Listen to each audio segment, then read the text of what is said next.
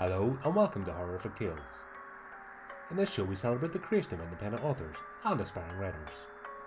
Please like and subscribe and share these episodes so we can help our talented friends get as much exposure as possible. We would also appreciate if you could support our artists by following them on their individual platforms and by purchasing their works. Details on how to do this are in the episode description. In this horrific tale, a father's trip to catch up with family leads them to dark places. Join us now as we present her new work by Phoebe Xavier.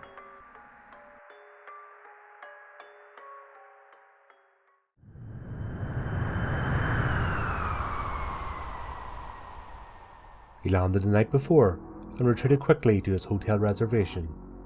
The Plaza Hotel, overlooking Central Park from the south side, a hop away from Fifth Avenue, posh insulation from the violence and filth he imagined just a few metres north.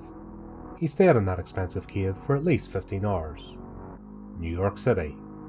It was his first visit since the towers had fallen 4 years prior. Being here was nauseating. It felt unwise. Waking at 9 a.m, his jet lag slept off. Anselm Rogers ordered breakfast, then got into the shower. Once cleaned, he got out and started shaving. Breakfast arrived as he shaved.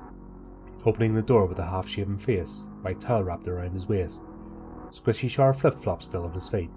Anselm wondered how his own clandestine work had affected this serf's life. Had he indirectly killed any of this young Peru-toned boy's family or friends? Did he really care? Anselm realised this as he ate his steak and eggs on the bed. He did not have any formal confirmation that his firm had in fact been involved in the September attacks 4 years prior. All that was known, he had helped bankroll a $2 million, 3-week Mossad black op that ran from August 20th through September 11th. He had not been given a forewarning of what would occur. He was a financier, not a spy or a general. But when he watched the attacks on the telly, he knew. It happened on a New York morning, while Rogers was at home in England, where it was already dark. Once his curiosity was piqued about how his account worked overlapped with the worst terrorist attack in contemporary history, he started his own investigation. He tracked the event from his company's internal records, figuring he would draw a little attention that way. He was wrong, but at least they didn't kill him. No, they bribed him away from curiosity. When he figured out that most of his budget he washed through Cayman and Swiss banks had been directed at the construction and transport of 4 custom-modified UAVs, he had no idea what that meant. And when they offered him a UAV of his own to shut him up, he had no idea what they were offering. Once he sorted this out, it was another sick confirmation that he was the real Al-Qaeda, or at least their dodgy accountant. Unmanned aerial vehicles, also called drones. Custom modified, they appear as planes, perhaps. He found schematics that displayed such contraptions, but nothing conclusive. Were these UAVs manufactured and used in the attack? He would never know. In any case, Anselm shut up and took his own private UAV. He kept it on his property in Bray. It sat next to the Boeing AH-64 Apache attack helicopter in his hangar.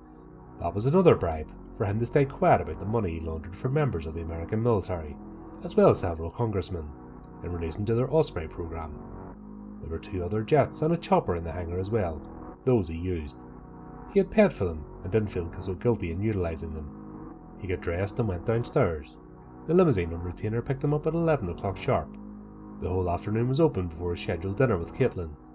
Caitlin, the coke whore, black sheep of the family, took 10,000 miles away from her proud parents in the Lower East Side of Manhattan. He only kept the date to honour his wife's request. He kind of hated his worthless slut bitch of a daughter. He directed his driver downtown towards Ground Zero. Anselm wanted to see the hole in the ground he had helped pay for. He met her at 6. The rendezvous was a famed seafood restaurant, Le Barden, in Midtown Manhattan between 6th and 7th Avenue. Caitlin was waiting for him on the sidewalk. She struck that halfway point between elegant and scandalous, only a whore could pull off. Her skin was unnaturally tanned beneath a tapestry of arm-sleeve tattoos that seemed to creep across her tits and collarbone. She was barely concealed in a $3,000 black dress, cut in such a manner that her cleavage and parts of her belly and the round of her ass could peek through the windows of sheer material. A matching purse was slung from one bony shoulder. The black $400 heels were 4 inches tall. Again, somewhere between classy and trashy.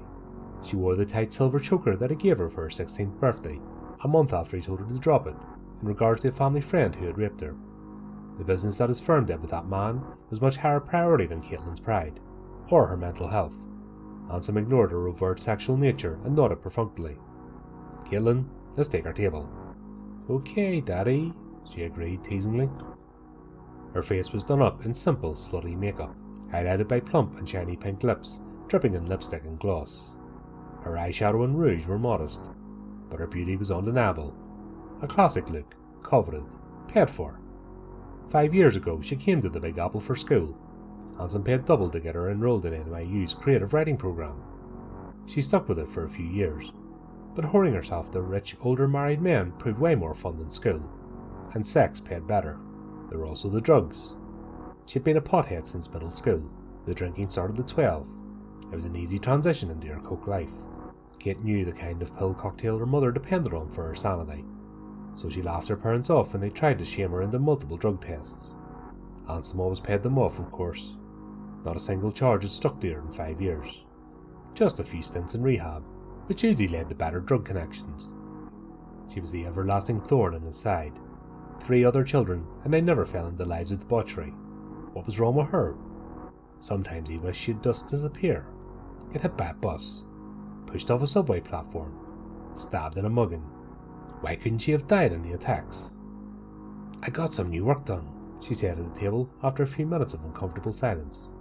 She smiled softly as she ran a hand over the fresh tattoos up and down her neck. A detailed collage of dark blood-red roses speckled with white lilies. He didn't look up from his menu. "More prostitution? I'd rather not hear about it, and your mother certainly wouldn't want to know." "It's a tattoo," she insisted, looking at him defiantly. He still would not look up. "Yes, it's a very cheap look," he cast his judgment. "Do you have no shame? Do you not know you were born of higher standing? Suppose you came to America to become one of them." He made no effort to hide his disgust. He may have let it on especially thick. His mind was elsewhere, going over details of the next 2 meetings he had while stateside. Checking his phone, he saw that the tryst for later in the evening was confirmed. They had found a girl willing to go through with it. Willingness was secondary, he mused, but still he was aroused and eager. They ordered their food and a bottle of wine. She brought the tattoo up twice more until she thought he had listened. He went prattling on about his work, the new account he was opening up with a company here in New York. He could maybe get her a decent job with them. Would she work as a secretary?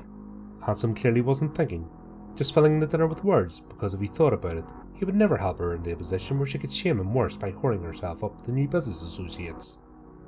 He was not sincere about the offer, so he kept on chattering about things that she had no interest in, such as an article his friend had recently gotten published. "It was in Time magazine last month. Did you read the article?" he asked as a waiter cleared their plates. "I used to suck off Micah when you and Mother would leave us home alone," she said nonchalantly. Micah was her brother, 2 years younger, currently enrolled at Oxford. What she said was true, but she only said it to test her father's attention. "Well, it was a brilliant article about the opening Russian oil market, now that the Middle East is in such a turbulent market again," he went on, having missed her confession. "You know the Americans are about to enter Iraq again, and they're already in Afghanistan." She sighed and pretended to pay attention for the rest of the meal. After Anselm paid the bill, they exited together. His limousine was waiting. He gave her a customary kiss on the cheek and peeked down the crevice of her cleavage as he did so. "Here," he said, handing her a $50 American bill. "From your mother." It was a lie. He had been expecting her to ask for money. When she didn't, he found himself with an extra note in his pocket. That could buy a satisfying amount of cocaine. "Oh," she said, nonplussed. "Thanks." She turned and walked away before he climbed into his ride. He didn't notice her fingers letting go of the money, or the tiny green scrap of paper flitting across the windshield of the limo as they drove off. After dinner, he returned to the plaza and showered. An hour later, he was on his way to the next meeting. This one was almost as surreptitious as the one tomorrow. It had been arranged through a bondage website that Anselm frequented the last few years. His depraved fetishes had grown. It took almost 2 years to arrange a session like this. Once it was scheduled, he had started hunting for a pretense to get into New York the same week. He would admit only to himself that tomorrow's client was not one he'd usually take on, but for this night now, he would have to make sacrifices. Too late to be squeamish tonight. The limousine crawled across Queensborough Bridge towards the appointment. For all the artificial lighting in this city, It sometimes seemed darker than London. Anselm stared into the dark of the East River. His one leg kept twitching, thumping like an excited bunny. He had never been to Queens. It lacked the culture that seemed to permeate Manhattan, and it was filled with poor people. He didn't get out of the limo until he arrived at the warehouse. He donned a masquerade mask, per the arrangement.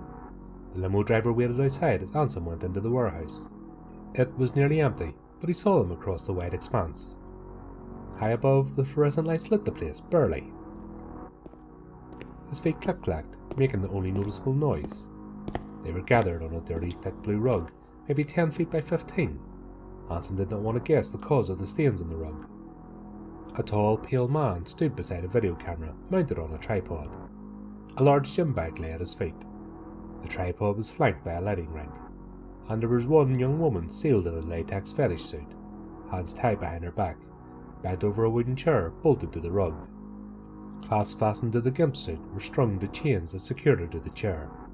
Her concealed face pressed into the wood, a red rubber gag ball in her mouth. Her eyes shut from the world with zippers. Other than her lips, the only parts of her skin visible were a healthy portion of her soft ass and her pussy. It was shaven and wet. "Here she is," the man said with a wave of his hand. He had a thick European accent. He was much more calm than Anselm.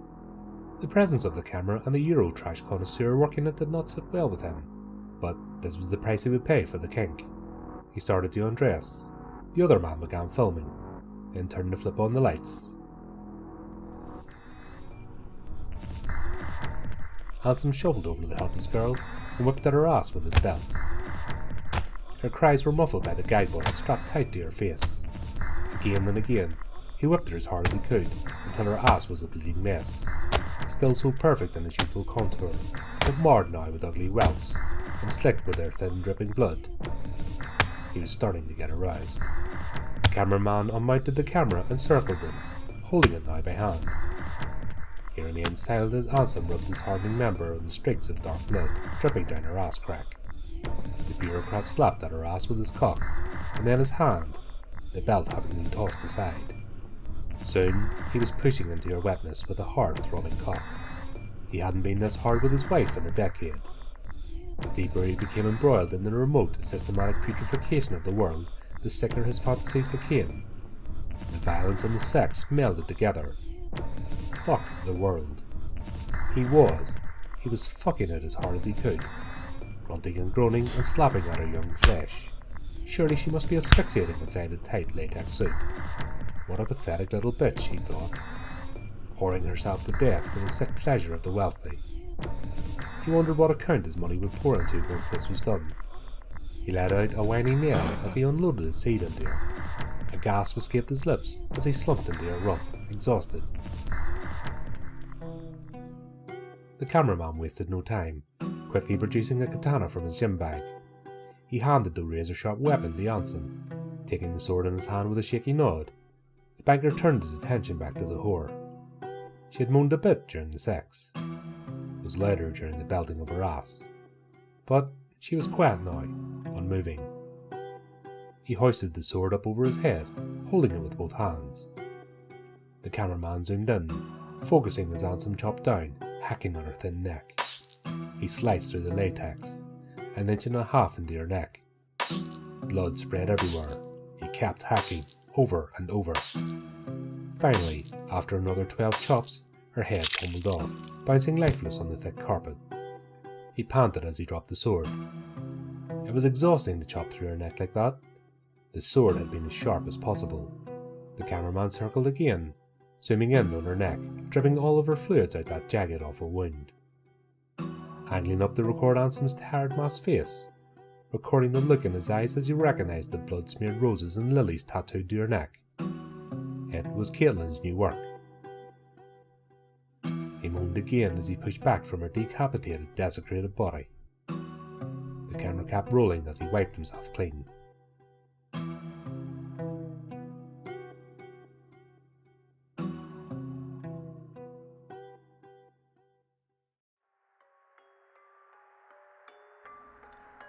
Well, we hope that you enjoyed our latest horrific tale. If you want to keep up to date with future episodes, then subscribe to our YouTube channel and follow our social media pages. You can also give the channel support by visiting our merchandise store and picking up some of our items. We would also appreciate it if you took a moment to support our contributing artists, who very kindly lend their talents to the show. Check out the links in the description to see how you can do this. Well, that just leaves me to say, until next time my friends, keep it creepy, keep it horrific.